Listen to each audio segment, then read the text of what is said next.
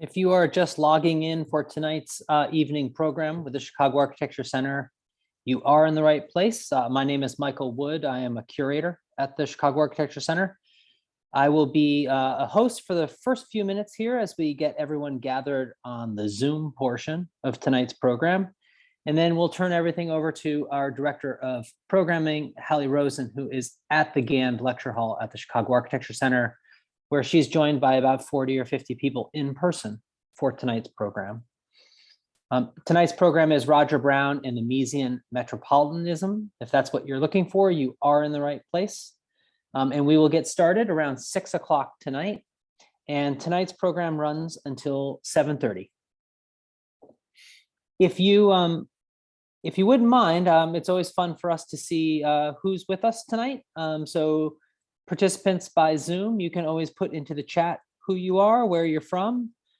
Just gives us a better sense of tonight's audience.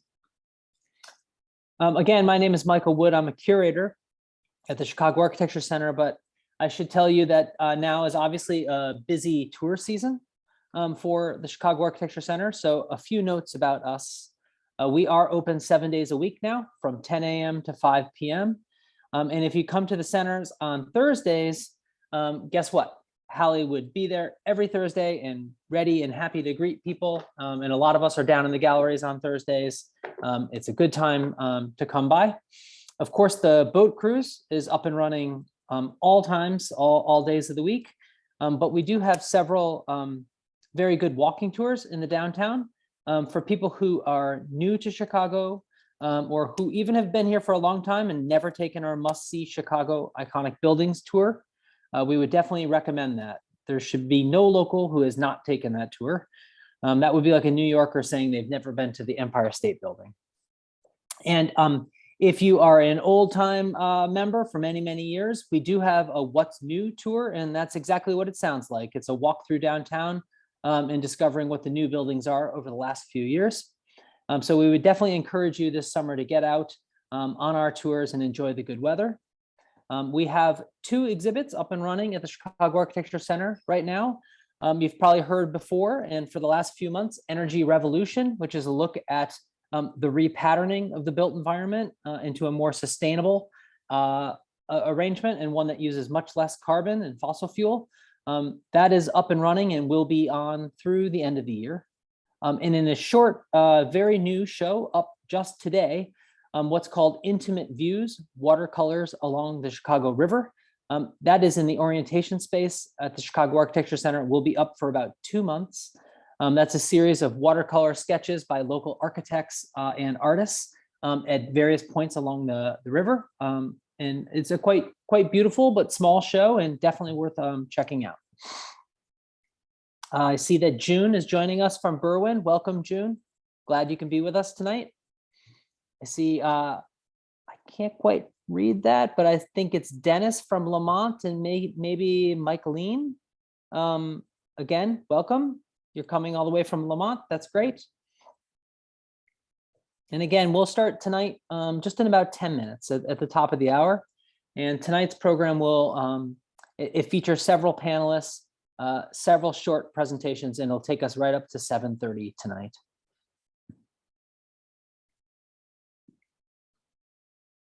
I'm happy to report, it's been a slow but very steady climb back up for the Chicago Architecture Center since the pandemic. And this year, our river cruise is running absolutely 100% at capacity, and absolutely what it should have been doing all of these years. So we're really right back to where we need to be in terms of our largest outdoor offerings. Walking tours capacity is doing quite well. Also, the docents are really back into full swing, and the center is doing pretty well. We're probably around 75% capacity in terms of visitorship to exhibits. So for those that care about the kind of, the well-being and the financial health of the CAC, we're doing quite well.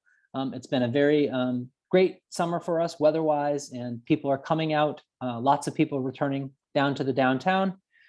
Even tonight, we're very happy that the program tonight is a hybrid program with as many people in the lecture hall in person as also taking advantage of the convenience of joining us by Zoom. Again, if you've just joined, please let us know who you are in the chat. And maybe you can say why you're at tonight's program. We have just a few more minutes as they get set in the lecture hall, and we'll get going.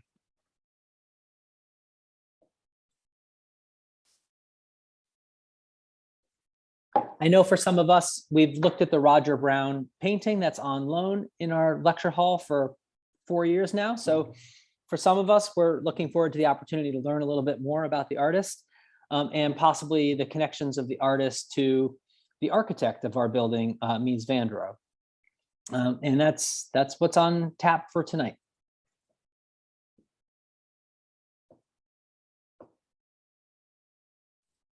Hi, Lee. Glad you're joining us from Lakeview.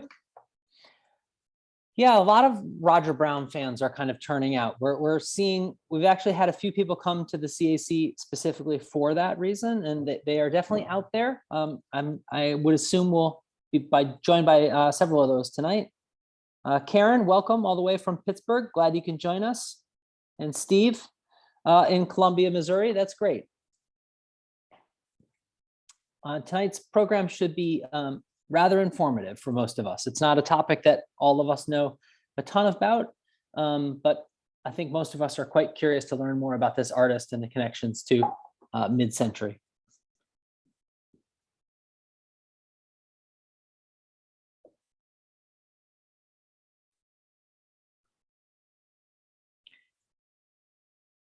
For a few of you, if you've joined just late, I just want to make a few quick announcements about tonight's program. Starts at 6 p.m. We'll run till 7:30. I should be encouraging all of you to come down to the Chicago Architecture Center. Our hours are 7 days a week now, from 10 a.m. to 5 p.m. All sorts of new tours on tap, all sorts of new product in our retail store that's now back under control of the Chicago Architecture Center staff. So it's back to being an independent retail store run and stocked by us. So come by and see us. We also have 2 exhibits on view in the Skyscraper Gallery, and the entire upstairs really is a show called Energy Revolution that's looking at how we free ourselves from carbon, particularly in urban contexts. And a new show has just come to the Orientation Hall, which is called Intimate Views, Watercolors Along the Chicago River. I think there's about over maybe 80 watercolors in that show by about 3 dozen local architects and artists, a group called the Every Other Watercolor group. And they're called Every Other because every other Sunday they gather in different neighborhoods around Chicago to paint the city. And over a few-year period, they really spent a lot of time painting the Chicago River. We thought it was a great fit for our audience and for us. And so that's on view over the next few months in our orientation hall.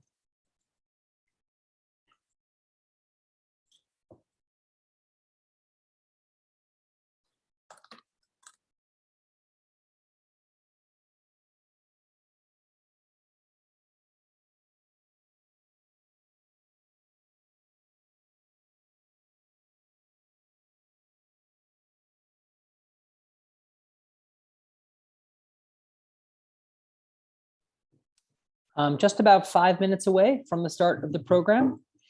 And we will be turning it over to Hallie Rosen, who will be our host live in the Gand Lecture Hall. Again, tonight's program, Roger Brown and Miesian Metropolitanism, will start at 6 o'clock and run up until about 7:30.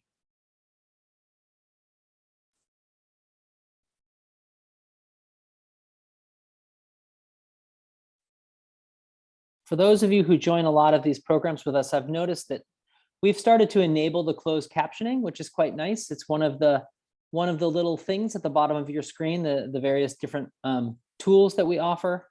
And you'll see a little box that says CC Live Transcript. And you can personally enable that or disable that. So if you want to see a crawler at the bottom of the screen, you can enable that by clicking the CC Live Transcript button. And if you do not want that, you can also hide that and just look at the screen.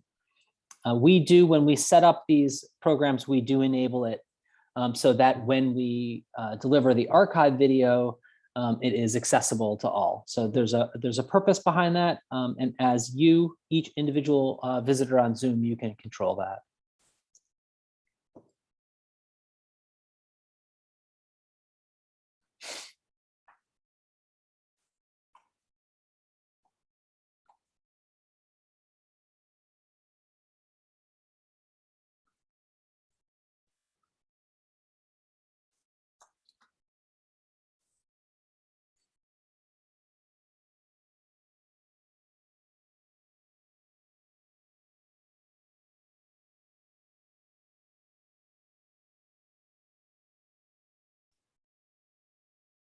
Some more people are joining on in these last few minutes before we get going. So welcome to those who are just joining. My name is Michael Wood. I am a curator at the Chicago Architecture Center.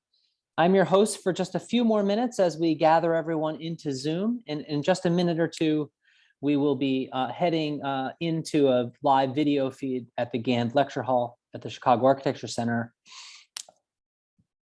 Tonight's program starts just at the top of the hour and will run to about 7:30 p.m. for those who are just joining.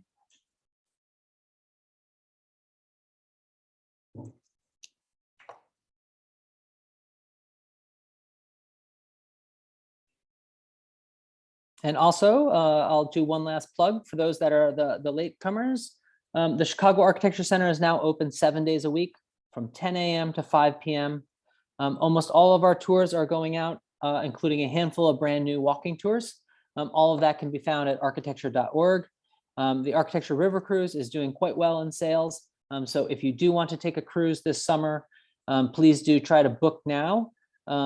That obviously the boat cruise runs right up until the very beginning of November, but these are really the best days to be doing that. And we have 2 exhibitions on tap for you if you were to visit the Chicago Architecture Center.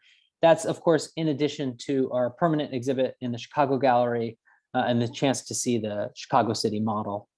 The 2 exhibits on view are Energy Revolution, which is in the upstairs galleries, looking at the ways that we can free ourselves in our carbon footprint over the next decade or so. So we're looking deeply at sustainable design in the upstairs gallery. And then down in the orientation hall, a brand new exhibit opened today called Intimate Views, Watercolors Along the Chicago River. It's about 80 different watercolors from about 3 dozen local architects and artists. So check that out. It'll be on view for about another 2 months, up until about middle of October or so. I think we're getting relatively close to starting. I'm just waiting for the go-ahead from our tech crew, and any minute now we'll be taking ourselves into the Gand Lecture Hall. Thanks everybody for joining us tonight.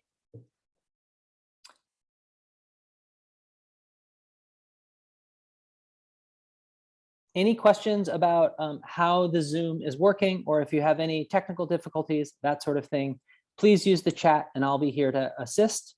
But otherwise, you just have to sit back and enjoy, and we'll be taken into the lecture hall.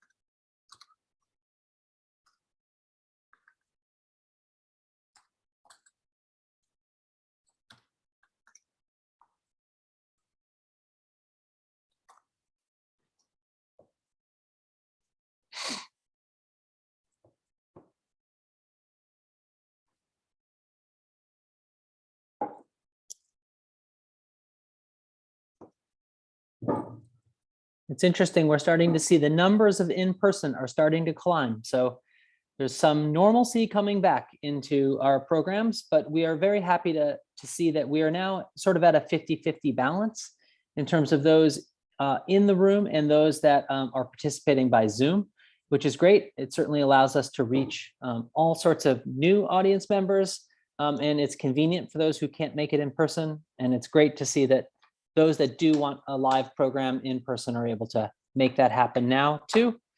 So look for more of this kind of hybrid program coming out from us all fall long, and then obviously into the next year.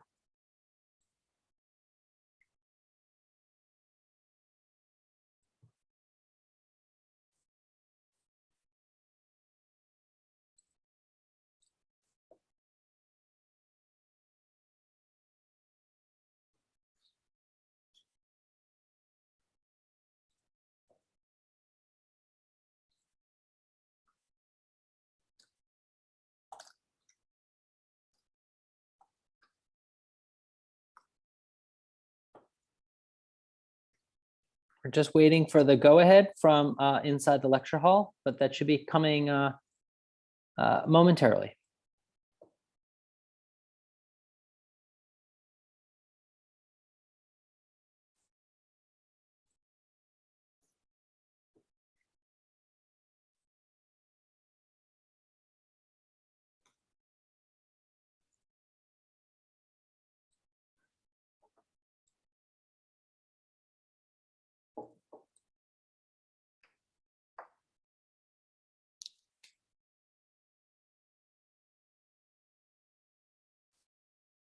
Just one last time for a few that are joining us at this last minute. We're just about to start tonight's program, which should run until about 7:30 p.m. So if you're looking for Roger Brown in Miesian Metropolitanism, you are in the right place. We should be starting any minute now. So just sit tight for those on Zoom, and we should be underway shortly.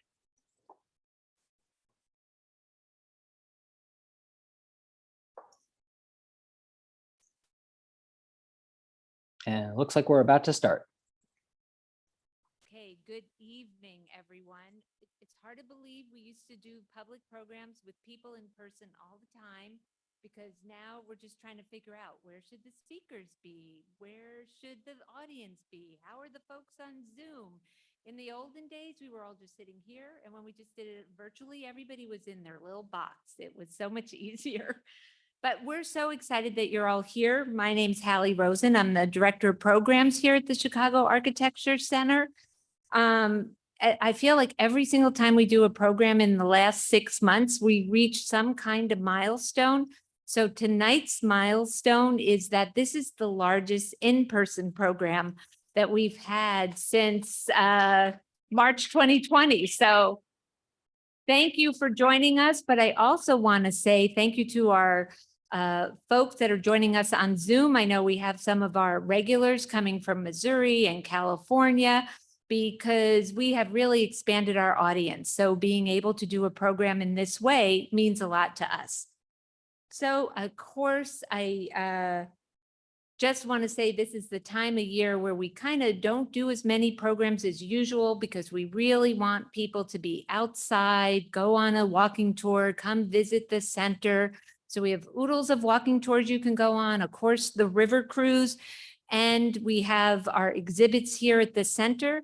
As a matter of fact, tomorrow we're opening, there is a whole brand new exhibit that's just in our orientation center. So if you want to pop by tomorrow or through the end of the month, it's probably longer than that. It's a new exhibit. It's called Watercolors Along the Chicago River, and it's sketches by local architects primarily, who have met for over 30 years on Sundays to sketch throughout the city. And these are their rendering, their beautiful images and artwork that they've done of the Chicago River. So go on the river cruise, come look at the images. It's a perfect thing to do.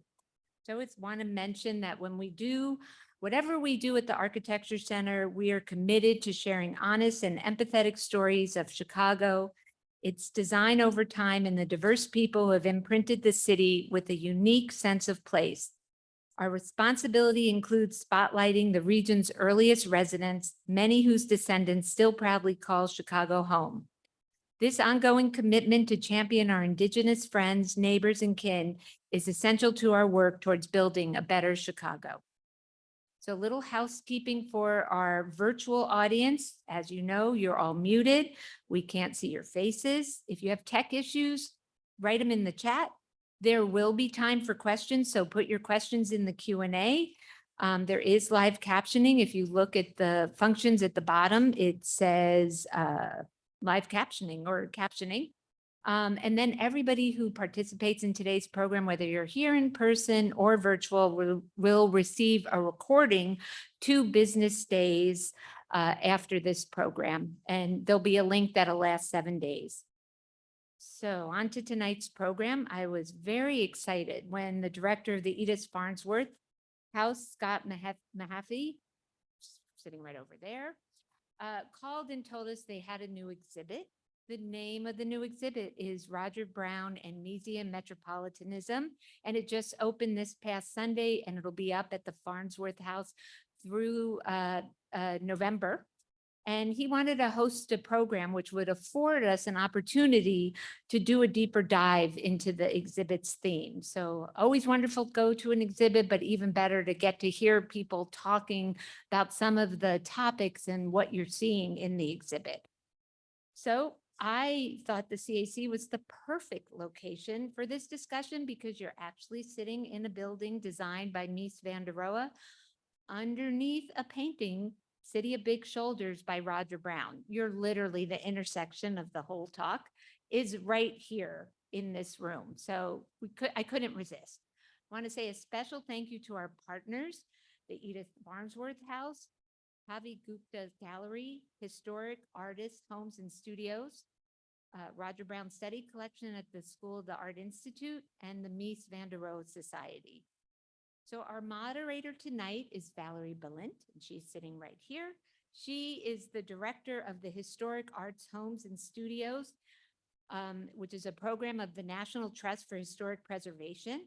She's the author of the newly released, it came out in June 2020, but if you did anything in June 2020, it's now considered newly released. It's a newly released guide to historic artists' homes and studios. And the Historic Artists and Homes and Studios is a nationwide consortium, more than 50 member sites that were homes and working studios for American artists. Prior to this position, Ms. Balint served for 17 years on the curatorial staff at Frederick Church Olana, also a HAHS site, and most recently as interim director of collections and research. She was co-organizer and co-curator of Olana's annual exhibitions accompanying publications. So she will be moderating and introducing our other speakers, and there will be time for questions from everyone, both online and in person. So thank you, and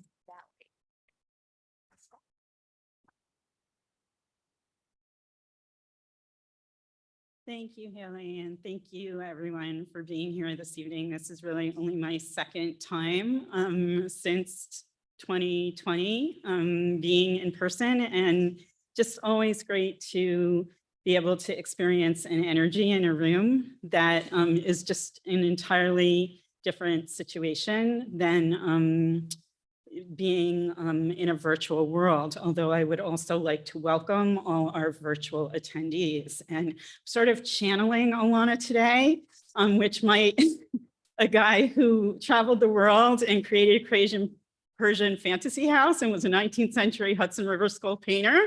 So sort of, I think unconsciously, I wanted to channel him almost as a disclaimer, as a girl who's going to moderate a panel somehow on two big icons of 20th century art and architecture, but I'm going to do my best. So again, I want to thank Haley and everyone here at CAC and Scott Mahaffey and my fellow panelists for making this program possible. And a special thank you to Lisa Stone, who is there in the front row, former longtime curator of the Roger Brown Study Collection, who knew Roger personally, and whose deep knowledge and thoughtful insights have been instrumental in crafting this evening's event. And thanks as well, of course, to David Mitchell from the Kavi Gupta Gallery and James Connolly from the Roger Brown Study Collection for their work on the exhibition, Miesian Metropolitanism, on view at the Farnsworth, and the jumping off point for our discussion this evening. Now, I had the pleasure of visiting this exhibition and the Farnsworth House just yesterday, and I urge you all to make a visit, even if you have been to the Farnsworth before. Places like the Roger Brown Study Collection, which is part of the Historic Artists Homes and Studios program, and the Edith Farnsworth House, site of the National Trust, offer a power of place, a very unique and evocative power of place, allowing a visitor's immersion into spaces that represent the manifestation and intersection, both of mental creativity and physical artistic practice. And that's what Historic Artists Homes and Studios is actually all about. We call it HOS, which is how I'll refer to it today. This is a growing membership consortium, as Hallie has already said, of 55 publicly open independent museums and historic sites that were all once the working homes and personal working spaces of American visual artists. And begun in 1999, this is a program of the National Trust, and it supports its membership through advocacy, mentoring, public outreach, and peer exchange. And so as I set the stage for this evening, I'm going to use a selection of other homes within the Haas network to provide some national context and some comparisons for our larger discussion. So tonight we'll be focusing on the cross connections between Brown and Mies, art and architecture, and the larger social milieu that existed in Chicago during each of these artists' respective residencies here. And I'd assert, as a non-Chicago person, that stepping into Chicago is, and into that cityscape, is to inhabit sort of what I will call Mies's Uber studio, both defining and capturing the unique pulse of this city, and in many ways analogous, I would say, to what is experienced in going to a single Haas site. And here, the power of Miesian Metropolitanism is potentially felt in sensory ways that are really distinct from the other ways in which you might study both the artist and the man. So, as Hallie has already pointed out, she sort of stole my thunder. We're inhabiting a Mies building now, but it's super fitting, of course, that Brown's presence is here also, and with direct ties to the city with the fantastic work, City of the Big Shoulders, that I get to look at throughout this talk. And so this, along with mosaics like the one on screen, illustrate Brown's own imprint on the city's architecture, but also convey the consistent role that visual artists play in our country's built landscape. Certainly, artists of this country, whose sites are now preserved and part of the Haas network, have long expressed an interest and knowledge of architecture, and they put them in their images all the time, tapping into and amplifying the roles architectural modes represent in cultural identity, aspiration, and specific historical era. And many artists expanded their creativity to include the design and building of their homes and studios by themselves, built and designed by themselves, as did the two on screen, Thomas Cole and Grant Wood. And some of them, although not these two on screen, embraced the tenets and philosophies of modernism. Abstract artist George L.K. Morris and Susie Frelinghuysen collaborated with local architect John Butler Swan to create a Bauhaus-inspired retreat in the Berkshires of Massachusetts, which was one of the first modernist buildings in the state. The earlier studio, which you see at far right of the bottom, predates the rest of the building and actually predates Marcel Breuer's Gropius house. This house also served as a backdrop for frescoes created by both of these artists, and they're throughout the house, and you have to go there to see these works of art. Perhaps names that are more familiar to you: architect and painter Eleo Sarnen, first president of the Cranbrook Academy, known as the Cradle of Modernism, and his wife, sculptor and textile designer Loya, created a holistic Art Deco environment filled with sumptuous textiles created by her in the studio at Cranbrook, the largest commercial enterprise on campus. It was actually hers. At the home of tableware and furniture designer Russell Wright, the artist manifested the ideals laid out by he and his wife, Mary Einstein Wright, artist in her own right, in their earlier publication, Guide to Easier Living. And here, as you can see on screen, interior elements created directly from nature by Wright exist in harmony alongside Japanese and modernist features. Other artists adapted older spaces to fit their vision, as did Georgia O'Keeffe in a 19th century adobe ruin that she painstakingly restored, while also transforming certain spaces with 1950s picture windows, Noguchi lighting fixtures, and here in this particular image, a Bertoia bird chair, to suit the more perhaps familiar aesthetics that we would associate with the mother of modernism, as did Roger Brown in this former commercial space turned home and studio right here in Chicago. Here in the self-proclaimed Museum of Inspiration, he surrounded himself with objects of infinite variety that spoke to him. And he also included his own art, such as the interpretation of Mies's Hancock building, which you see at right. So to experience the objects Brown lived with every day is to gain insights into both his life and practice that cannot be experienced anywhere else, And that is what all sites in this network have to offer.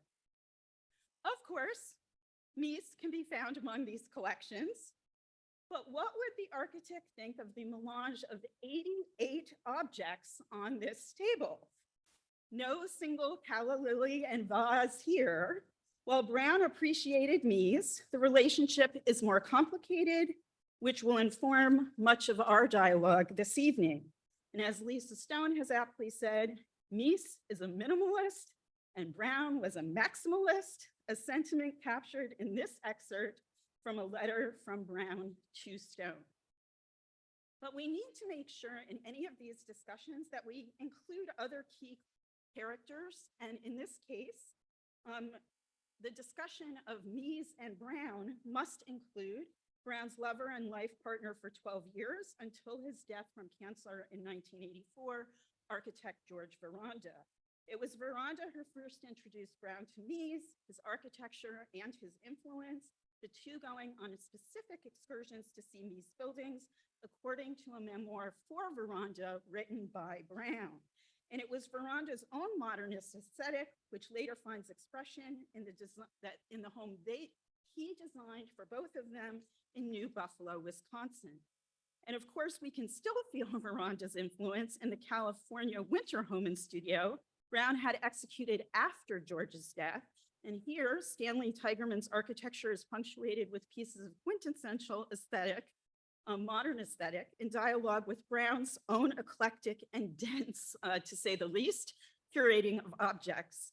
It's a reminder that all artists work in community, in dialogue, igniting cross connections of influence and inspiration, whether it be life partners, extended family, friends, or creative colleagues, both historical and contemporary, or most commonly, all of the above. And those intersections can be potently experienced places that you visit where these artists worked and lived. Just 40 minutes outside of the city, you can experience the layering of two successive creative legacies in one arresting place. The home, originally designed by Paul Schweiker, former chair of both the Yale and Carnegie Mellon Schools of Architecture and friend of Mies, which was later occupied by artist Martial Langsdorff, best known for her image of the Doomsday Clock. This example of Martial's work illustrates again, the connectivity between architecture and the visual arts, which is always present, but I would argue warrants further dialogue. Also outside of Chicago, our focus of this discussion, the Edith Farnsworth House, offers a complete, complex Miesian immersion experience, archetypal to be sure, but set firmly outside the frenetic metropolitanism of the cityscape, which were both defined and now often define this artist.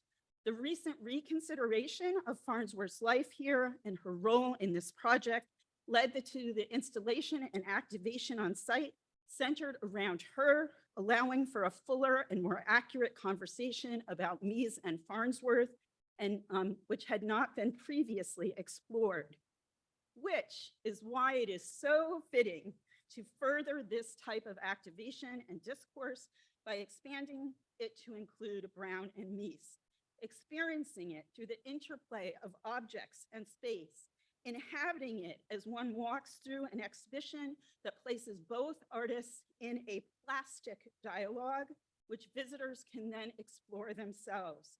The exhibition provides a jumping off point for the discussion we'll have this evening, exploring these complex connections through several but related, distinct lenses.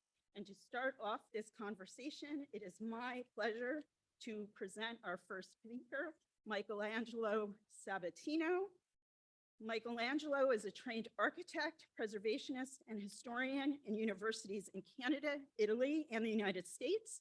His award-winning research broadly addresses the intersections between culture, technology, and design of the built environment, from his research on pre-industrial vernacular traditions and their influences on modern architecture of the Mediterranean region, to his current project, which looks at transnational forces that have shaped the architecture, infrastructure, and landscape of the Americas over the course of the 19th and 20th centuries. He has trained new light on larger patterns of architectural discourse and production. It's my pleasure to welcome Michelangelo to the stage.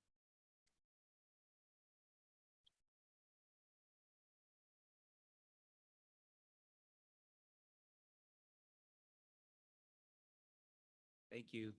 And thanks to everyone who helped organize this evening. And I will say that to save time, I'm not going to repeat all the names, but I do want to give a special thank you to Lisa Stone, not only for giving me a sort of crash course on all things Roger Brown, but also for the many, many years, of advocacy and research that were directed towards Roger Brown while he was alive and after. So this evening, I'm going to show you a lot of slides, and so I will not be as articulate as our introducer and read from a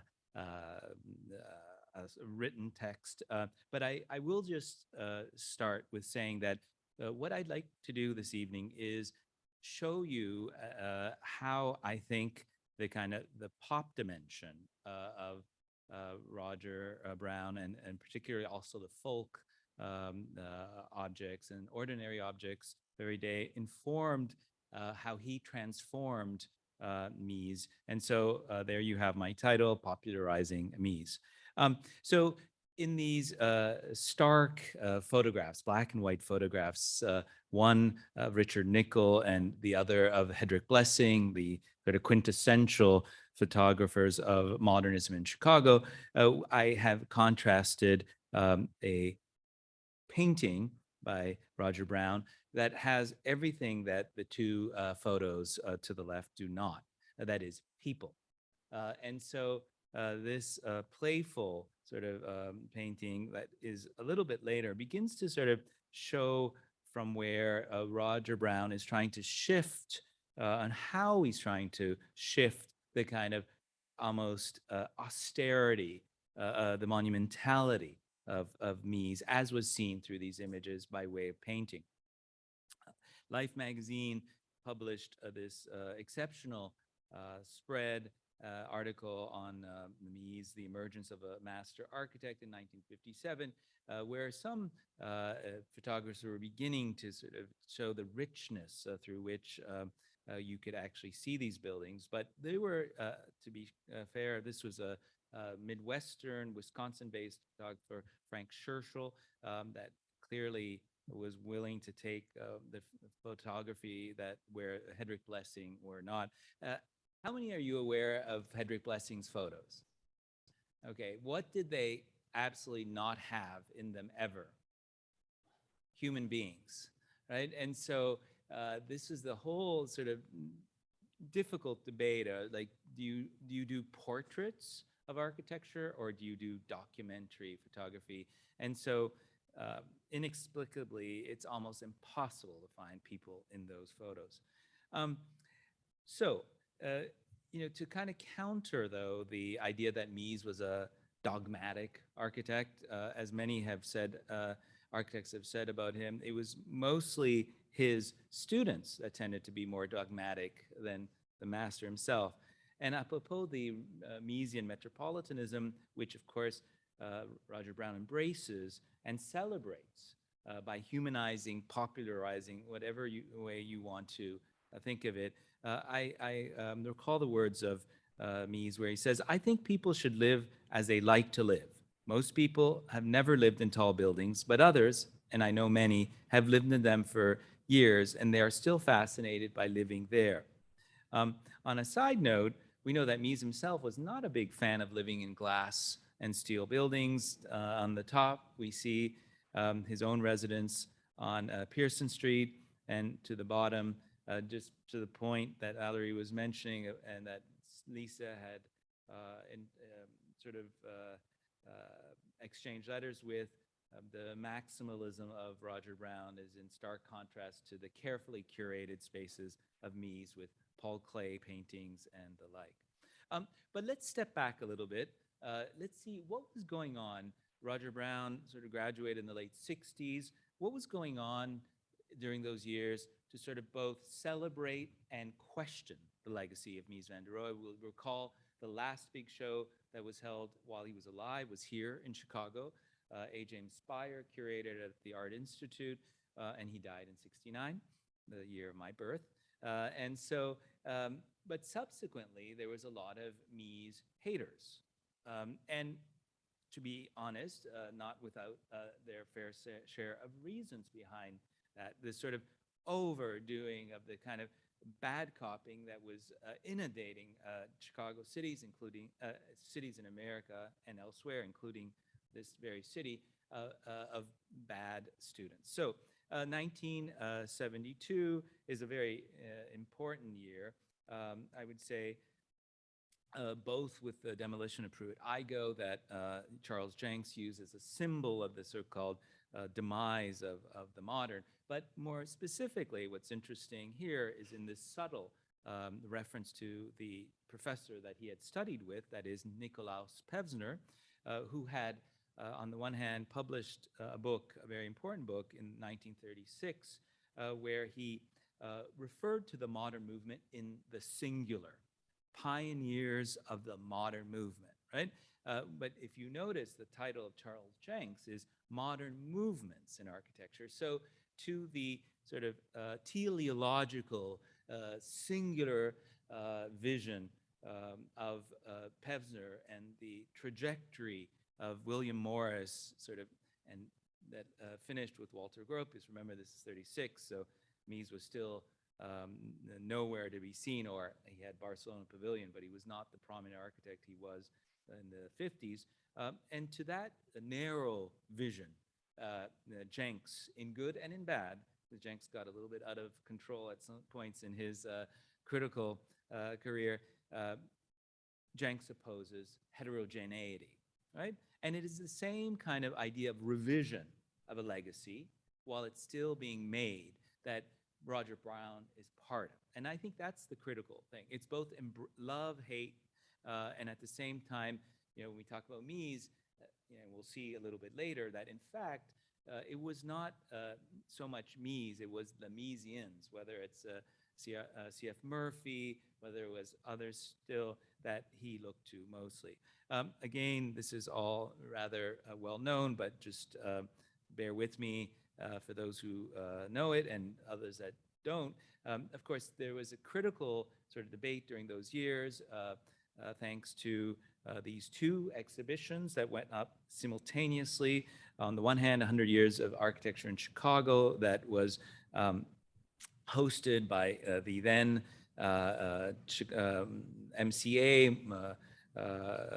in Chicago, the Modern Contemporary Art Museum, or the Contemporary Art Museum, in its previous location, right? And this is another exhibition, which was the sort of the Salon de Refuse, that in fact Stuart Cohen and Stanley Tigerman curated as sort of to counter the very similar sort of homogeneous narrative that was being put forward with the show at the MCA.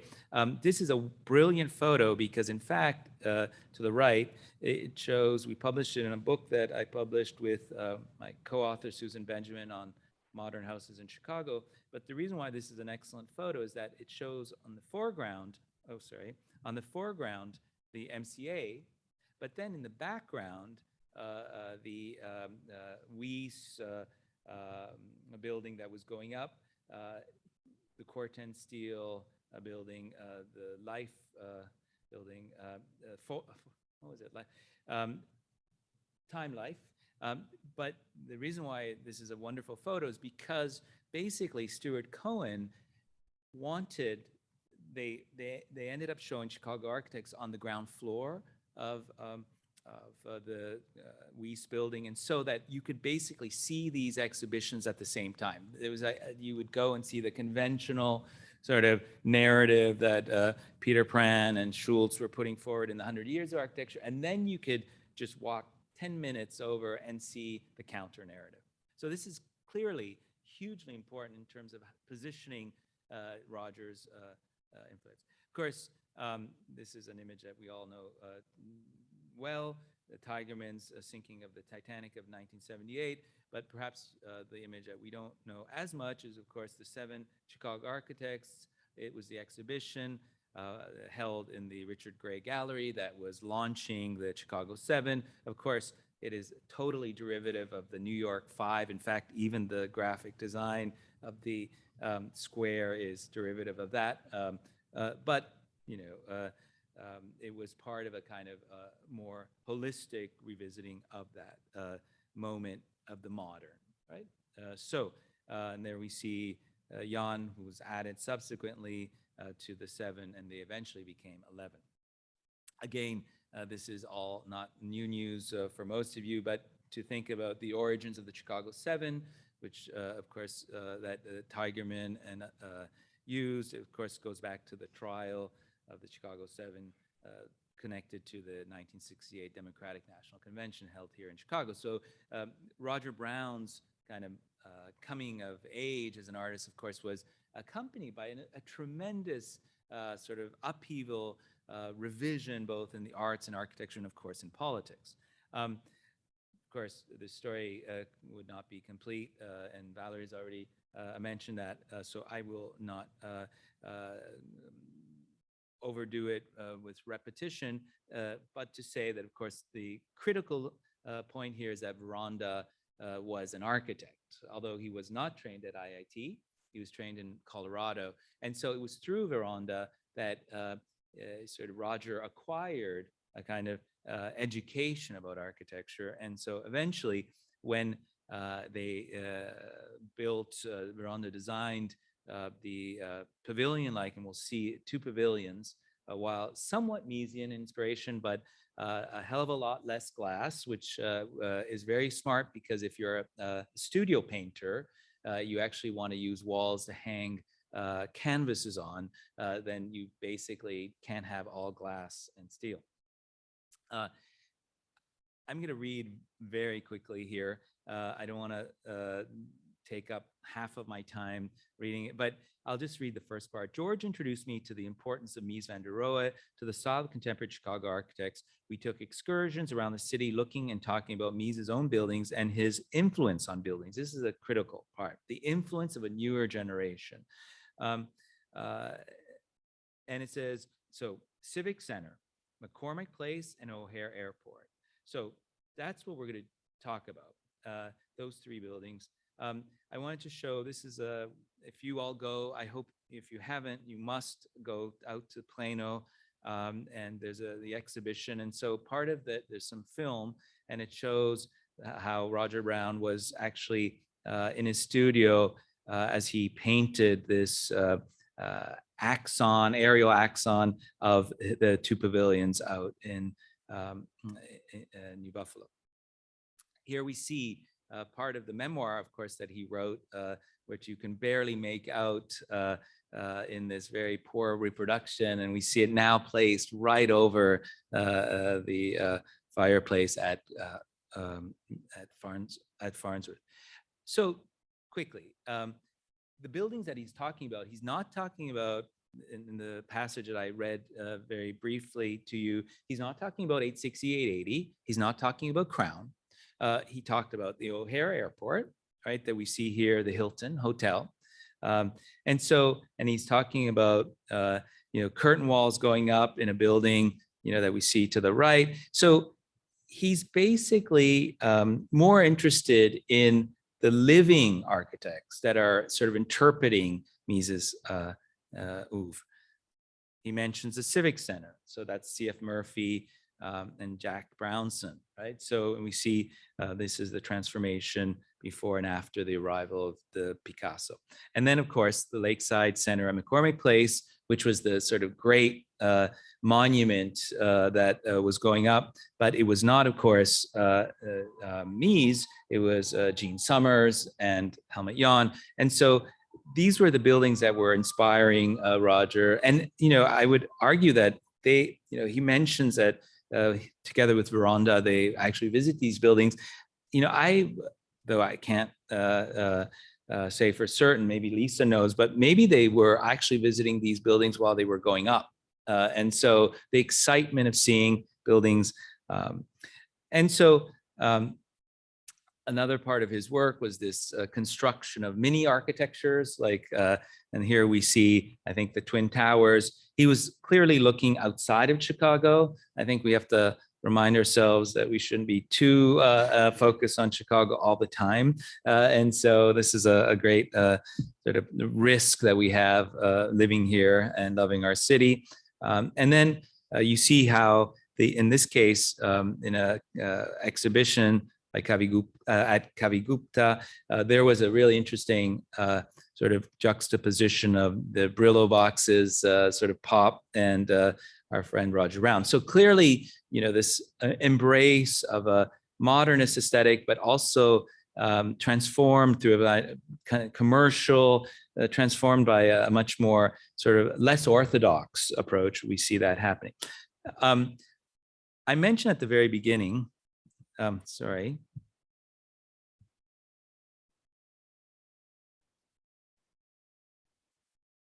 I mentioned at the very beginning that there's a number of different forces here. The black and white photography is terribly boring, but that's what was going on at least until the 60s. But what you begin to see through color photography, and to the right, we see the beautiful sensual glow of the Seagram building in the project, the lighting project, of course, by Richard Kelly. Now, Richard Kelly was a very important sort of lighting designer that helped both work with Mies, worked with Philip Johnson. So this is not a coincidence. Of course, light is the material of modernity. In this beautiful Hedrick Blessing photo to the left, we see Palmolive building. It's great sort of light, and then we see how both in other cities of America, whether it's New York or to the right, we see in Holland the use of light as a form of ornament, right? Ornament of the metropolis, and the fact that the city did not sleep. Again, these were other profiles of buildings that were coming up that, of course, Roger Brown embraced and that celebrated, but in ways that were, far from the kind of almost daunting engineering. There's a kind of, sublime dimension to these photos. And if you notice, and this is something that I will always remember, this is 860, 880 here. And within 10, 15 years, you notice the sheer greed of developers and the capacity of also architects and engineers to facilitate that greed. So you go from very modest, towers to this towering, monstrosity, which is a beautiful monstrosity, but it still speaks to shifting sort of ideas of how to exploit land values, right?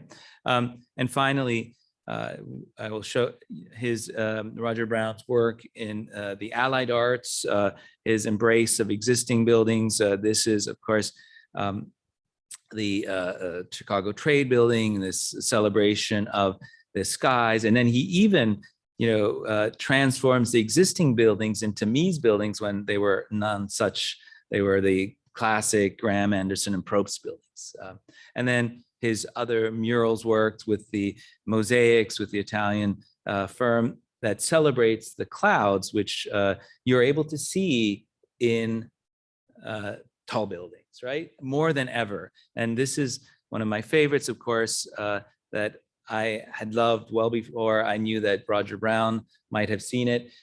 Sort of Georgia O'Keeffe took this in 1970. She was a very elderly woman, and she was awestruck by when you're looking out of the window of your airplane and you see these floating clouds, almost architectural. And so it's not just being on the ground and imagining them, but it's actually, this with the rise of, air travel in the late 60s and 70s, sort of the incredible increase, thanks to jet travel of access to the air, artists, but ordinary folks begin more and more to be in direct influence with that.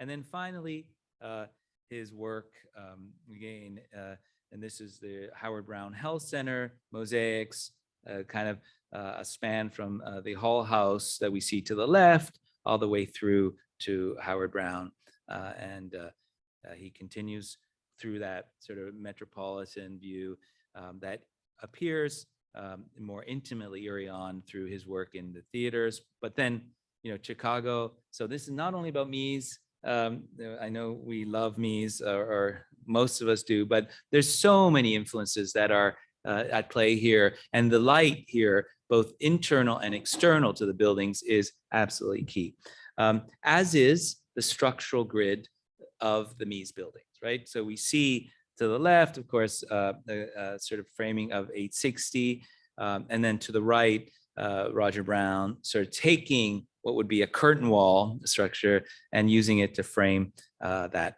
But as I warned you, don't be parochial Chicagoans and think that it's all about Chicago. You have to travel to Italy and Padua, of all places, to see this, a very beautiful Cappella degli Scrovegni by Giotto, which was a pioneering work back to the early 14th century of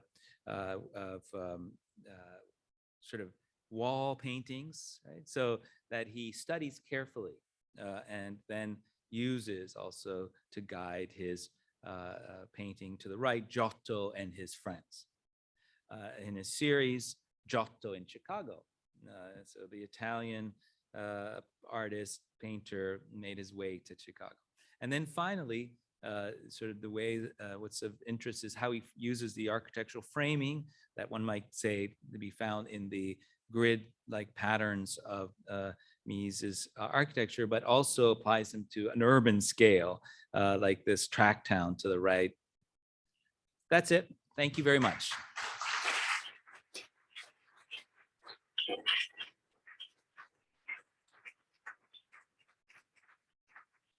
I don't know, how long did I take? Thank you, Michelangelo. Of course, I'm always going to come from the visual artist's perspective, because that's just, we are who we are. And so I was just very interested in you discussing sort of these aspects of light and color, which of course we never see in these sort of what I consider sort of archetypal architectural photographs. And of course, these are such the fundamentals of any painter or visual artist. And so to me, sort of bringing that connectivity back is interesting to me. So our next speaker is Lisa Wainwright, and she is an American art historian of the School of the Art Institute of Chicago. And she previously served SAIC as the Dean of Faculty and Vice President of Academic Affairs, as well as the Title IX Officer for Faculty. And Wainwright received a PhD in the history of 19th and 20th century art, University of Illinois, 1993. Lisa has put all her dates here, which is an MA in the history of 19th and 20th century art, University of Illinois in 1986, and BA cum laude, Vanderbilt University Art History in 1982. She also studied at the Goethe Institute in Germany in the summer of 1982. Please welcome Lisa Wainwright.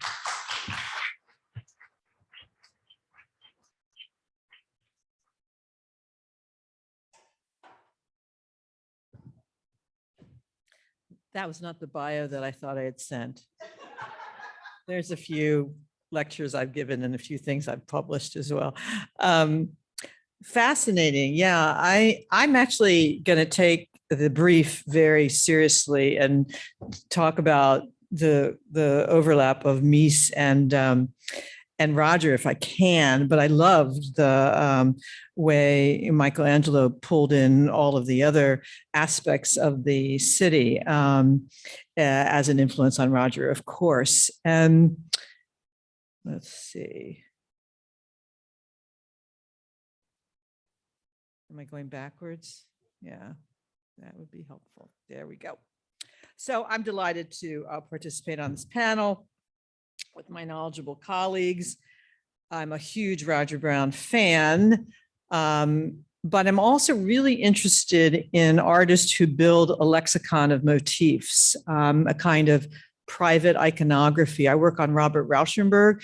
Some of you might be familiar with his work. He's also a Southerner from Texas, also gay, also Church of Christ, like Roger. There's all these parallels between Rauschenberg and Roger Brown. And like Roger, he goes to the big city in New York and is kind of blown away by that experience. But he will have a very consistent iconography that I think is so interesting, and so does Roger. So I want to try to understand Roger's frequent depiction of modernist Miesian architecture, among other reoccurring symbols. So if the modern building is part of Roger Brown's iconography, what does it mean? Why? What does it symbolize? What's going on? I'm curious, and that will be the discussion, I hope. Of course, we're talking about a young artist from the rural South, from Alabama, who comes to Chicago to study and work. And as I said, like Robert Rauschenberg, is kind of blown away by the big city. And this is a verbal pun in relation to the image here being blown away. The Metropolitanism then, with the traffic, the people, and the monumental architecture he encounters, is just wonderfully stimulating for this young Southerner. And the dramatic weather, which all of us have experienced, in fact, quite recently, if you experienced that little storm we had about 3 days ago. So the crazy weather, he pictures this over and over again. As you see here, this becomes another theme. The dynamism of culture's relationship to nature will be an ongoing subject. So Roger's processing what he's experienced. He's a young art student up here, then a young artist. He's experiencing the city. He's experiencing it through making, through a kind of consciousness, through sensorial form making, right? That's how he understands the world, through drafting it. And he does this throughout his life as he traverses the country and the world. Roger might be seen as a kind of American regionalist. Valerie showed us Thomas Hart Benton, or Grant Wood.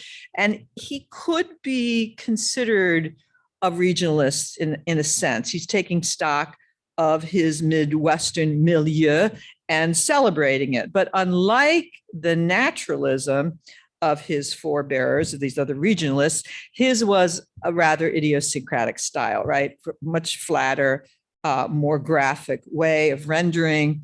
And this came from his incredibly eclectic range of source material.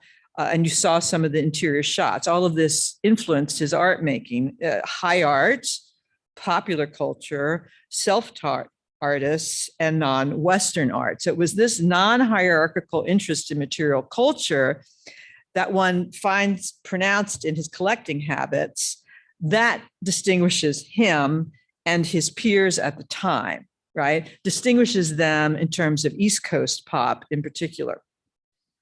And his was a more eccentric kind of narrative than what you find in Grant Wood, although Grant Wood can be a little eccentric if you know his work.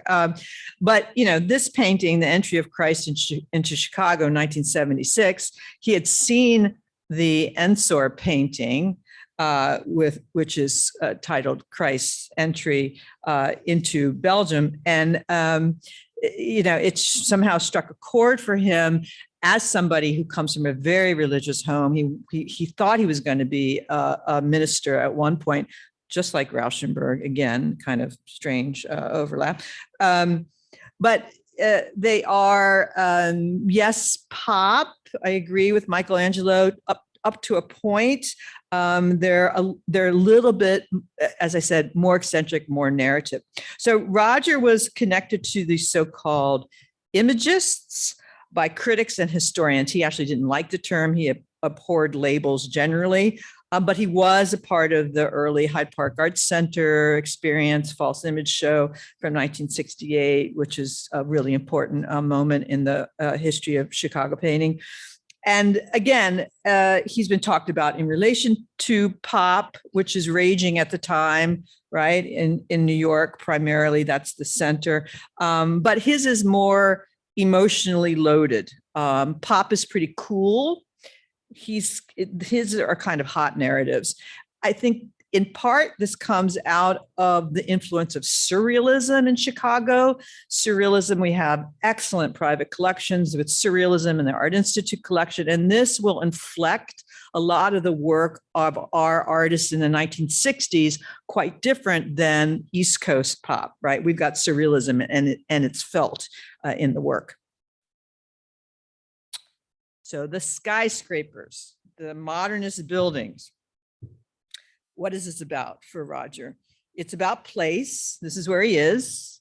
He's, as Michelangelo showed us, you know, he's sort of in awe of all of these buildings going up around him, or that they were up around him. There's a kind of awe before these feats of engineering. Maybe it's the American sublime. You know, you think of the sublime connected to Caspar David Friedrich or Turner, these romantic painters of the sea. This was sort of an American sublime, the height of these buildings. Are these modernist icons? That's what I'm trying to ask myself. Do they function as sort of signs of modernism in Roger Brown? Modernism, as we know, was about progress, right? Is about a kind of optimism about the future, a sense that the artist could affect change through some kind of uniquely creative endeavor. You know, think of Kandinsky's spiritual revolution. You look at a painting by Kandinsky and your soul vibrates. I mean, modernists really believed that they were heroes and that they could change the world. Does this align with Roger Brown? And is the Miesian building for him this kind of modernist trope? Is it about progress? That's my question. And as Valerie and Michelangelo discussed, it's George Veranda, Roger's companion of 12 years, who encouraged Brown to look at architecture, particularly Miesian architecture. Veranda worked for a time with C.F. Murphy, who Michelangelo mentioned, before it became Murphy-Yan, and Murphy's interest in Mies, we know, so this is the connection. I might also suggest that the modernist ideal of universalism, contested now, of course, we contest this in our culturally woke moment, like who's universalism? What does that actually mean? But this was a huge driving concern of the avant-garde of the modernists of the late 19th and early 20th century. And that sense of universalism, that belief in a kind of universalism, sometimes delivered through abstraction, through geometry, right? Because geometry is accessible by all. That may link Roger and Mies. Roger was deeply interested in art that could be universally accessible. His was not an ironic postmodern view of the world around him, but a humanist, inclusive, and even animistic take on nature and culture. Or were these buildings just good old phallic images for Roger? This is what several friends said to me when I said, oh, I'm on this panel with Roger and Mies van der Rohe. And they're like, oh, it's just phallic. That's all it is. And I thought, wow, interesting, interesting. Does a kind of latent homoeroticism simmer below the surface? I don't know. We could possibly discuss that maybe. Certainly there's coded imagery. The steel frame construction on the left, Roger had been diagnosed with HIV/AIDS just the year before. So the skeletons, which are also a pun on the skeleton of a building, right? But this might augur his fear of disease and death. I think most importantly, and this is my opinion, I think, and Michelangelo began to talk about this too, I think Roger was drawn to Mies and modern architecture for its reliance on the grid. The fenestration of the glass and steel, these curtain walls, that patterning really appealed to Roger's visual sense as he was drawn to repetitive textures and designs. Navajo blankets, a great love of Navajo blankets, Mexican pottery. And you see Roger's love of pattern everywhere. in the clouds, in the sky. You see it in the example on the left, hills in the fields. You see that in many of his works. Here's the grid again of the farmland. But certainly, if you squint, it could be a modern building, right? So I think that the repetitive windows of these modernist towers spoke to his love of pattern, which he saw as a universal aesthetic. That pattern is something that many cultures play with as a pictorial device, as a device of image making and pattern making.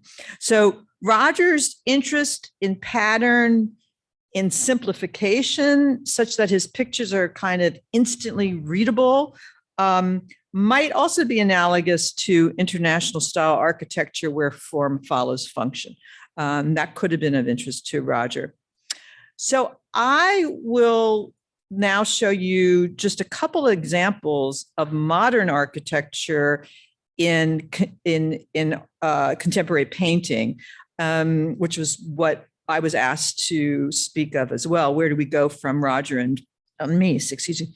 Now, the artists I'm about to show you aren't necessarily influenced by Brown or by Mies, but we might find an affinity. So, trigger warning on this one. See, I teach, so you have to use trigger warnings all the time. Like, this is just naughty. It's naughty. Do we really need a trigger warning? I'm just used to saying that. So, trigger warning for the naughtiness on the left. This is the work of Hilary Harkness and Red Sky in the Morning, and in comparison with Roger Brown. So like Brown's voyeuristic reveals, right? What happens behind closed doors in the big city is made evident through the many glass windows of modern architecture. Did Roger like that? You know, is there kind of play and performance and voyeurism? And is that the simmering homoeroticism that one of my friends talked about? You know, perhaps. Definitely this hot eroticism that's in Hilary Harkness and in some of Roger's work, this one in particular, is a counter to the cool architecture that's at play. And this is very characteristic of Hilary Harkness, hyper detailed work exploring power, queerness, and domesticity. Mostly she features women. I don't know if there are any men in there at all. We could look carefully later. Chris Ware, right? Definitely. There's a conversation between Chris Ware, Roger Brown, and Mies van der Rohe. He's our Chicago artist and cartoonist, and has taken a page out of Brown's plays with silhouettes that are filling the windows of skyscrapers, also very flat, simplified geometry and simplified planes. Chris is this wonderful fellow who is an SAIC alum. So I know him, and he's just humble and modest, but he's always melancholy. And you see that in the work too. There's a kind of social isolation that's at play in his cartoons. And I think Roger's getting at that too. And did some of this Miesian architecture lend to this isolation? That would be a question. The complexity of navigating the city gets reinstated in the complexity of the arrangement of the parts in the picture, in Chris Ware, and in Roger Brown. Two German artists I pulled for you to look at because, of course, Mies and the German connection. And in fact, Martin Kobe on the left was very interested in Mies's National Gallery in Berlin. So he talks about that as a key piece of source material in his experiences of architecture, his translations of architecture. He's part of the new Leipzig school movement. If you know the artist Neo Rausch, he's a very popular artist. The Leipzig has had a moment, right, of painters, and he's part of that.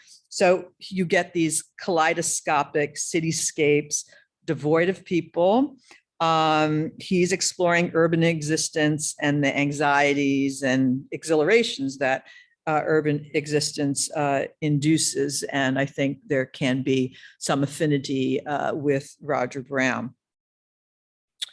The sculptural work, I bring in the other German artist, Isa Genskin, and she's a good comparison for Roger, as she is also interested in breaking the boundaries between art design, architecture, as well as her interest in using found materials, found objects, which you see in this phenomenal sculpture by Roger Brown, right?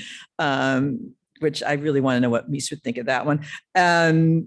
These are her tower sculptures from her decades-long fascination with architecture and urban skylines. They're made of fiberboard and adorned with found materials. And they're kind of about the vulnerability of the modern built environment. And that sometimes gets played out in Roger's depictions of modern buildings. Are they really stable? For Roger, at times, no. And again, the use of the found materials both artists enjoy. This is a surrealist for Brown, definitely a surrealist take on culture's encroachment on nature, right? I mean, this is the whole thing of in big cities, occasionally you see a coyote, running down the tracks. And here's Roger's sort of interpretation of that. And then I'll end with two Chicago artists also deploying the modernist skyscraper as characters in their narrative. Richard Hull, who was good friends with Roger Brown, directly influenced by his flat stylization. And as in Brown, the cityscape provides a steely backdrop for these myriad dramas that unfold.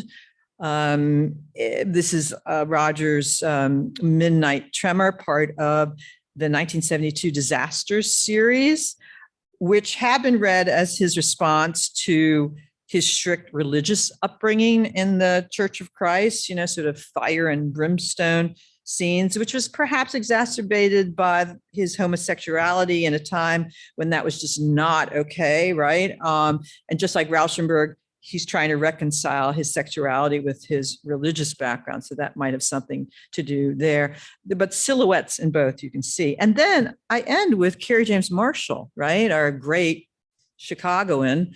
And you see in the background of this piece that resides in the Art Institute, again, the modern high-rise.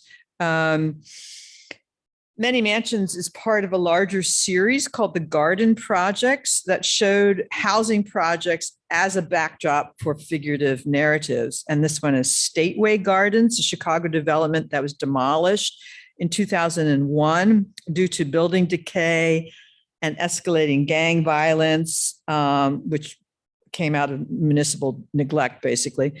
And there's been a lot of ink spilled over the failure of international style architecture in the form of these ubiquitous low-income housing projects in post-war America, right? But Marshall's Stateway Gardens isn't entirely a failure, for there are three figures dressed in their Sunday best, attempting to create beauty in the rundown projects by tending to a garden in the foreground. It's complicated, thought Marshall, who comes out of a housing project in LA. He tries to argue there's joy and hope there as well. And part of Kerry's project has been to assert the beauty and majesty of the Black figure in the public sphere, particularly in the museum. He has challenged the invisibility of Blackness as an aesthetic, psychic, and political ideal. And he is right on. I mean, he started this, and now the art world, this is Black artists are front and center, and they are visible, and it's about time, and it's great. Brown, who often took on political issues directly, was also keen to point out racial inequities and injustice. And here he elides racism and urbanism with the title of Tarred and Feathered, which was a common form of torture in the South. And as a Southerner, he knows well the legacy of slavery. So Brown's pictorial reflections on politics, urbanism, nature, and religion make him one of the most important chroniclers of the American experience in the 20th century. I would argue that. He was American made through and through. And this is different from Mies van der Rohe, for sure. Thank you.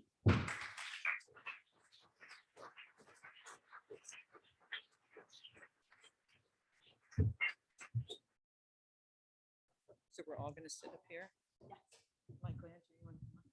Thank you, Lisa. And so in the time remaining, I'm actually going to invite longtime curator of the Roger Brown Study Collection and longtime member of Executive Committee for Historic Artists Homes and Studios and person who knew Roger Brown, Lisa Stone, who we've all been evoking in these talks, to come join us for panel discussion.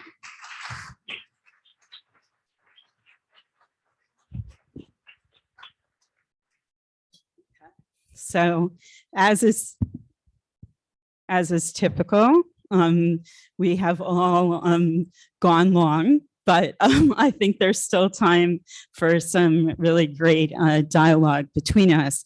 So is modernism the core principle linking Brown and Mies, and how, although Michelangelo and Lisa have both alluded to this sort of patterning aspect as well. So I'm going to start it off with Michelangelo.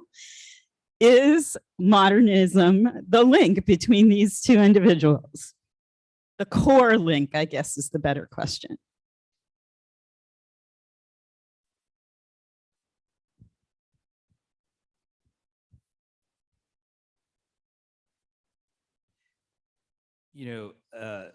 To go back to the Pevsner Jenks, it all depends if you think there's a modern or there's moderns, and Fair enough. right. And so Right. I think that, the point that Lisa made, that was very interesting about the universalism, that's kind of an interesting moment.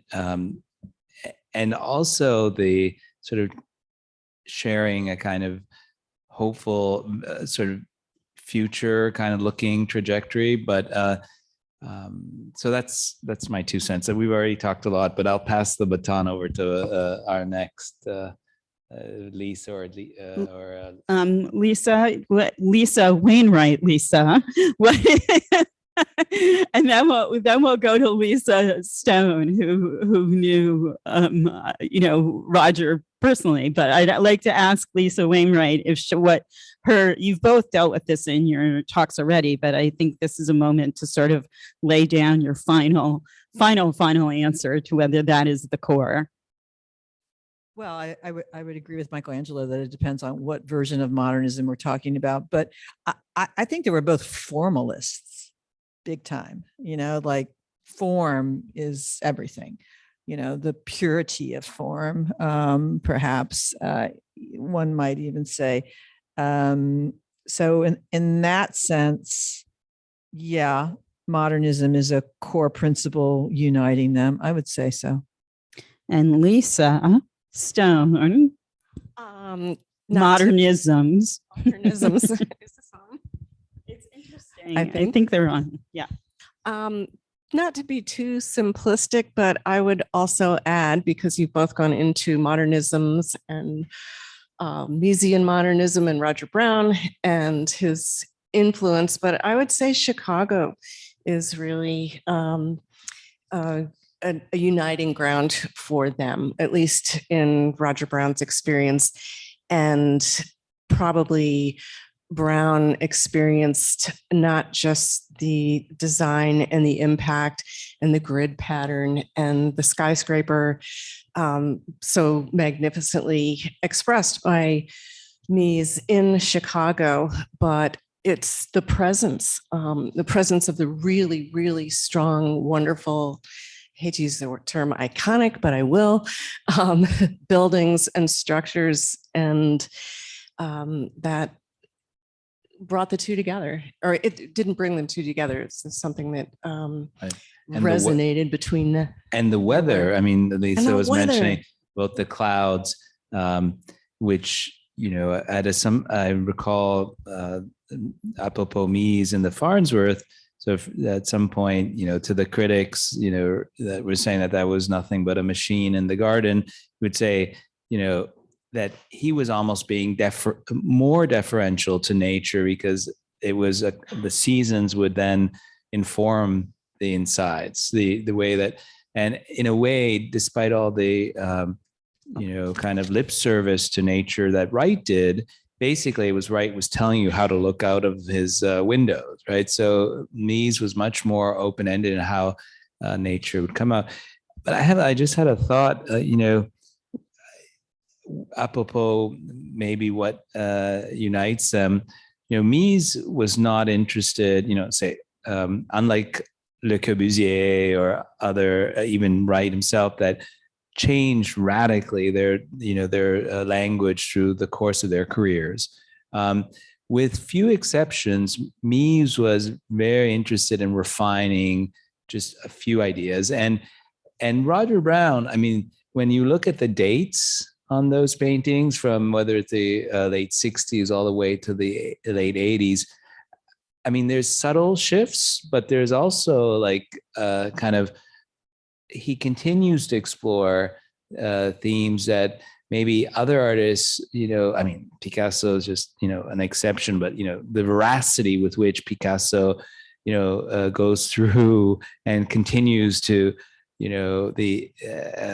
reinvent himself, I mean, with continuities, of course, but nonetheless, it's huge, transformation. And so maybe that's it. Like Roger Brown might have been closer to Mies in this desire to just keep on kind of exploring fewer themes as opposed to reinventing himself constantly. Every Monday morning. Well, I think that gets us to sort of my next question, which is, I think, a complex one and is an evolving one. How do we position Roger Brown? And is it, because of this ability to be incredibly referential and tie to someone like Mies, but certainly is not bound by that. How has he been, and Lisa talked a little bit about this in her talk, relative to sort of the coining of him among the regionalists and as a Chicago imagist, but how do we frame him, and how is that maybe changing? I think what's perhaps more interesting is how do we continue to change how we might frame him? And I would sort of put that to you, Lisa Wainwright, in some ways also because you talked about this influence on contemporary artists, sort of channeling Mies through a little bit through Brown. So how does all that go into sort of how we frame him? Well, Roger would hate this question. I'm sure he would, as most artists would, I guess I would say. Right. I think that there is definitely legitimacy to talking about Midwestern pop, no question. I mean, you had this phenomenon on the East Coast, you had West Coast funk, and in the Midwest, you had a group of artists who were also interested in popular culture and vernacular culture and mixing it up, high and low, definitely. So, and pop becomes a global phenomenon very quickly. I mean, Japanese pop, South American pop, there's this explosion of the mass media. It's American first, and it travels all over the place. And it's hugely interesting in that it's an international style. Pop art is an international phenomenon. So I think we celebrate Roger's position as a Midwestern pop artist. Absolutely. And I think that as we see more and more, the New York centric art world is finally waking up to the fact that we've got really important artists also working in the 60s. So like, you know, Roger's colleague, Sue Ellen Roca, who just passed away 2 years ago, she gets picked up by Matthew Mark's gallery, which is like Gagosian or Zwerner. It's like, it's remarkable, you know, and others. There's a real interest now in Chicago artists as we are moving away from the dominance of a New York centric story. You know, I think he's an image maker. I do think that that was challenging in the heyday of minimalism and conceptual art, which follows, right? So you've got abstraction and the dematerialization of art and theory, and Roger just persists. He just keeps making art that's about what he's seeing out the door, you know, which was kind of phenomenal because now that's back. But also making art about also what surrounded him. I think what's interesting is we're talking so much about, you know, we're talking about Mies and what is sort of external referential stuff, but he surrounded himself with referential stuff every day of his life. And he himself said it was his inspiration. And as you so aptly pointed out, high, low, and everywhere in between. And he probably, what does that even mean, high, low, to Roger Brown? Lisa, you can step in as someone who knows this artist and this collection pretty intimately. Well, I just want to take I'm not sure if it was clear to the audience that David Mitchell, who was going to speak tonight, curator at Kavi Gupta Gallery, he and Kavi are both under the weather and weren't able to make it. So I want to acknowledge since 2015, Kavi Gupta and his team have represented the estate of Roger Brown for the School of the Art Institute of Chicago and have done an incredible job, made a number of dreams come true, and including with Scott and his team having this exhibition at the Barnsworth and the Farnsworth House. So I just want to do a shout out to Kavi Gupta Gallery, who at the very beginning of his representation, he said, what's your wildest dream? And I just blurted out, Roger Brown and Andy Warhol. He's like, we can do that. All to say that Roger Brown really deserves to be and is finally being lifted out of the imagist context and is seen in so many, and is able to be in context of so many art worlds today. So, which both of you have shown. Thank you. Thank you. And I wanted just to add one last thing. So how many of you gone to see the show at the Farnsworth? Okay. Hopefully all of you will flock to Plano, but it was for me shocking to see the Roger Brown painting hang over the mantle, because, you know, it brought in the figurative, the narrative in ways that Palumbo had, I think, kept out, you know, the Dan Flavin. I mean, it was all abstraction. And so it has become a new focal point, and I think it's fantastic. And then that speaks to, you know, I know that this is a little cliche, but the moderns, and I mean the kind of crazy thing that was going on, that if you were figurative, you weren't modern. I mean, this was like decades ago, but I mean, it's ridiculous because, you know, we know that Mondrian, before doing Boogie Woogie, was working on the figure. And so anyway, so it's interesting, you know, how in that context, you really understand even Palumbo's collecting. That was, you know, with the exception, there was a beautiful photo that at some point he collected an ancient helmet that had the shape of a head, you know, and so there was some figuration there, but Palumbo, you know, whether it's Rothko or, you know, Andy Goldsworthy, I mean, he really was, or Bertoya. I mean, he was really interested in abstract and not figurative. So, but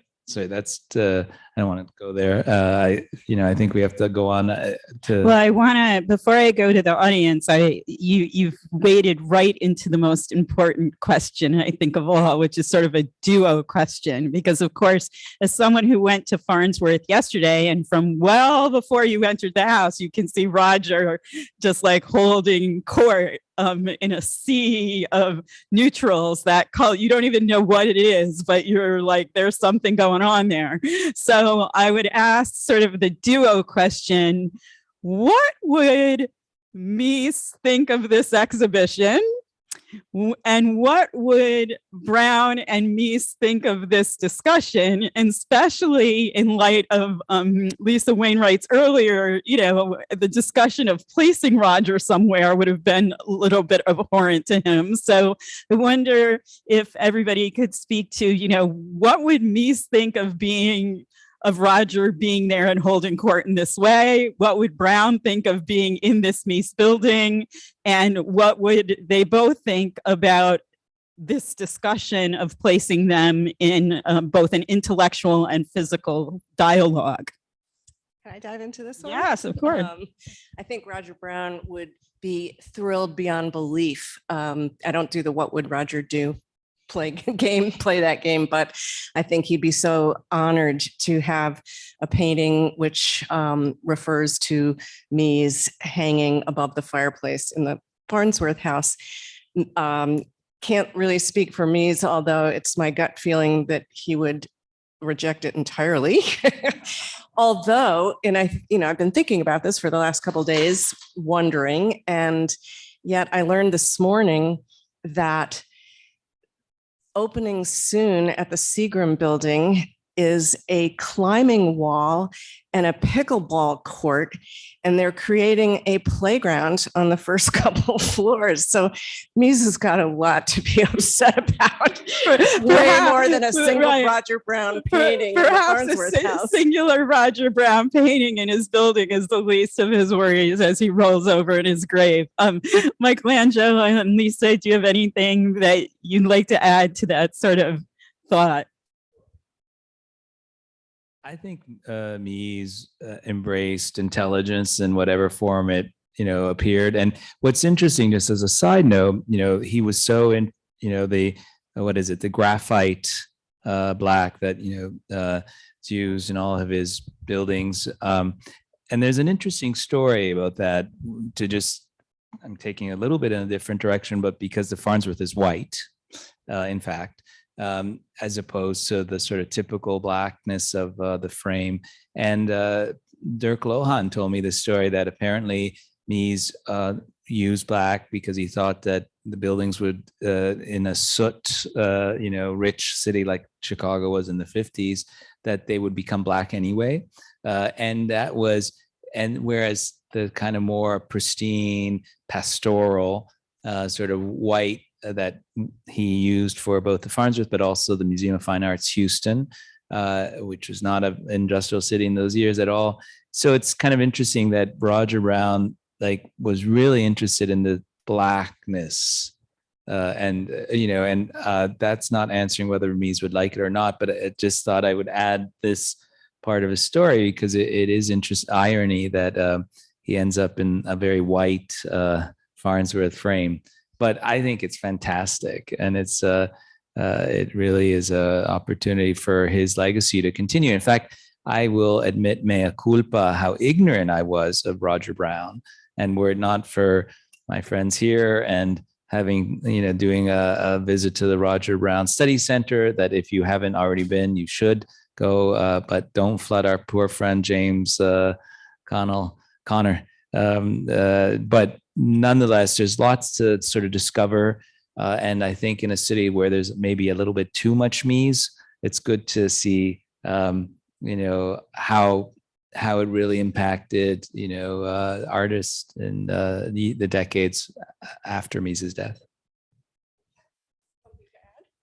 Hallie, do we have any questions from the audience? We do. We just have a little time for some questions. I have a question first from one of our virtual listeners. Ethel is asking, and I think this might be a Lisa Wainwright question. or Lisa Stone, who were the models for the people in Brown's windows? Wrong, Lisa. It's Lisa Stone. Everybody. No, there are specific people, and Dennis Adrian appears in some. People associated with the Hyde Park Art Center appear in some. His friends, his dog, Babe the Bulldog, appears in many. And then it's the rest of humanity. And go ahead. It's also right, Lisa, that he had old tin types, toys. What were they? The cutout silhouettes that were influential. You're looking at me like you don't know this, which is shocking because you know everything about Roger Brown. I don't. I remember reading about these objects that he had. Well, he was absolutely used the silhouette and the silhouetted figure, which has goes back to some of the most ancient art and appears in art through the ages.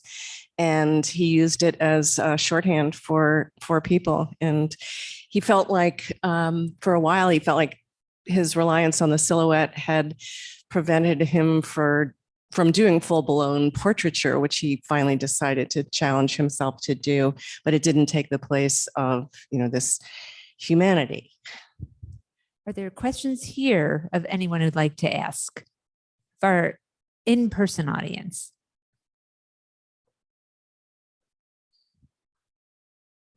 So first of all, thank you very much for your interesting contributions. It was very good to listen to you and to get these different aspects. So thank you for this first. And then I would like to come back to Lisa's contribution, and your last sentence made me so curious. You finalized it with Mies was, of course, not American, and Roger was so much. So not only because I work on Mies, but even more because I'm based in Berlin, I'm very interested. Can you please elaborate on that? It just occurred to me as I was putting my final notes together that Roger really is made in America, and from A to Z. His early childhood is going to film houses and experiencing the media of America, and he's traversing the country later in life, and he just is really taking in what it means to be an American. And Mies is not an American, right? Yeah, this is a fact. And I think that his training was in Germany. Yes. Yeah. And perhaps that at the end of the day, that is an important distinction. It's sort of a very simple conclusion.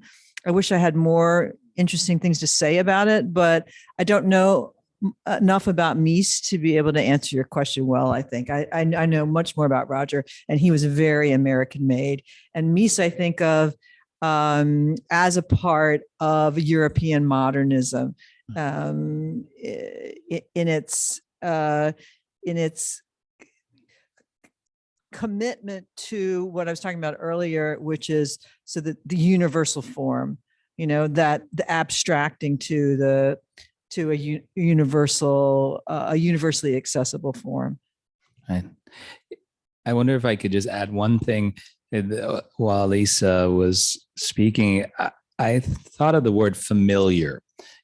What's familiar to an American and what's familiar to a man that came to America when he was in his early 50s, right? So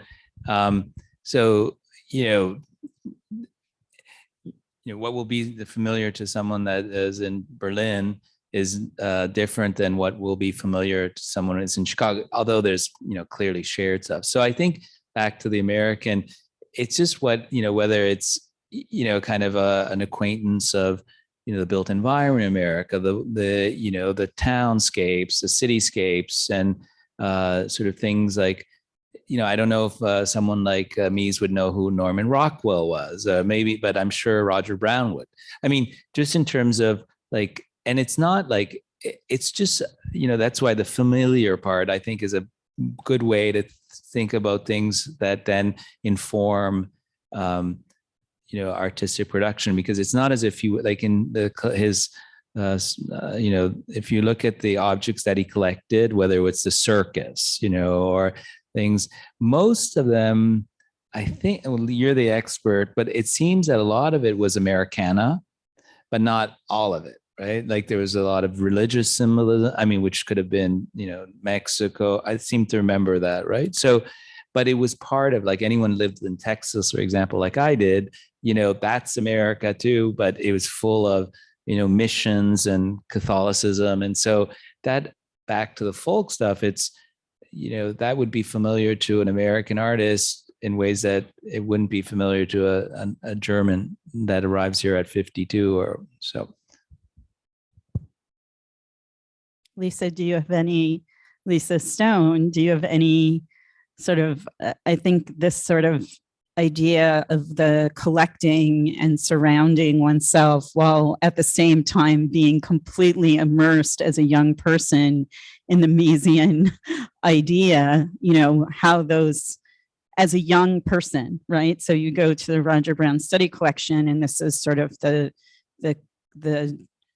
compilation of decades worth of looking and seeing and purchasing and surrounding oneself with. But then as a young man, the experience of the sort of indoctrination to Miesianness, for lack of a better word, and sort of where to cap it off, where do you feel like those things meet in terms of this idea of the American artist in the small a American artist that Roger Brown holds? That's a huge question. It but I'll is. try to chip away at the edges of it. First of all, it was in 1972 that Roger and George Veranda met. And George, as you both implied, but I'll just state it, directed Roger's attention to Chicago. And George came here because of Mies, because of what was happening, because of the ID and the legacy, which you both laid out very beautifully. And so Roger really believed you can have it all. He was very, he collected all manner of folk, not just American folk art, Native American objects, African, Latin American, anything, like you said, that had pattern, color, verve, excitement, visually interesting, psychically interesting.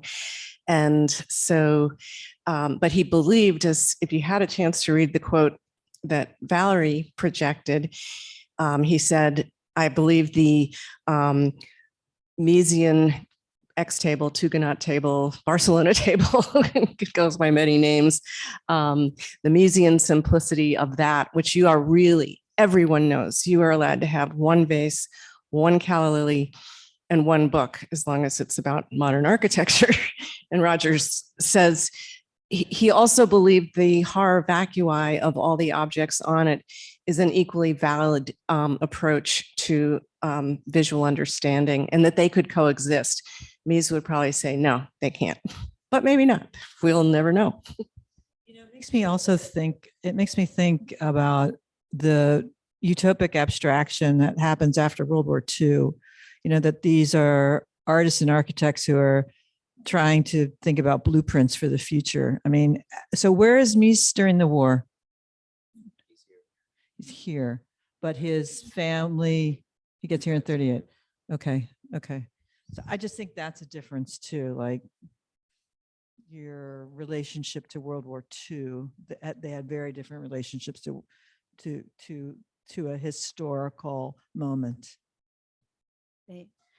So I think we are going to close it out. And I thank everyone for attending tonight. And please make sure that you go to the Edith Farnsworth House to see this discussion in real time and in, your ability to inhabit it. And I hope this will just begin sort of your own musings on this intersection of these two really extraordinary creatives. Thanks so much and have a lovely evening.